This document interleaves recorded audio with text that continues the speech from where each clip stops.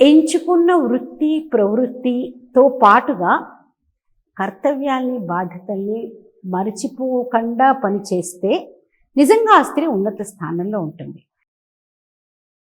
IT రంగం ద్వారా ఇవాళ చేతిలో డబ్బులు చాలా రావచ్చు, కొంత స్వేచ్ఛ రావచ్చు. కానీ భారతదేశంలో ఇస్రోలో ఇవాళ అనేక మంది వైజ్ఞానికులు మహిళలు ఉన్నారు.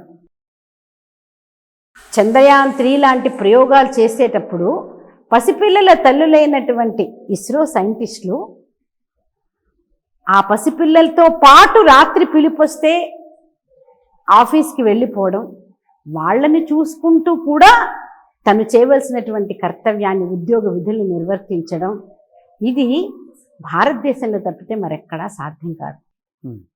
సేవికా సమితి కార్యంలో భాగంగా వందనీ ప్రముఖ సంచాలక్ గారు, నేను ఇలాంటి విజ్ఞాన శాస్త్రవేత్తల్ని కలిసినప్పుడు వాళ్ళు ఆనందానుభూతులతో ఇలాంటి విషయాల్ని చెప్పేటప్పుడు ఇది కదా నా భారతదేశపు అమ్మ అనిపిస్తుంది.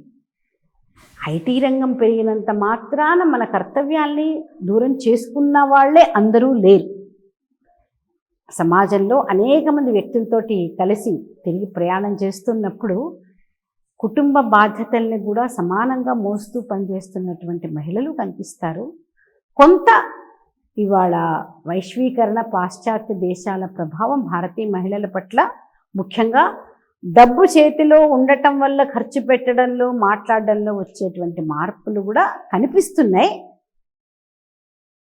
వాటి నుంచి మళ్ళీ వాళ్ళు కూడా వెనక్కి తిరిగి వచ్చే ప్రయత్నం సమాజంలో అందరం కలిసి చెయ్యాలి. అది మన బాధ్యత. పెను తుఫాను వచ్చి వెళ్ళిపోయిన తర్వాత మళ్ళీ పడిపోయిన చెట్లను తీసుకుంటాం, రోడ్లు బాగు చేసుకుంటాం, కరెంటు తీగలు సరి చేసుకుంటాం.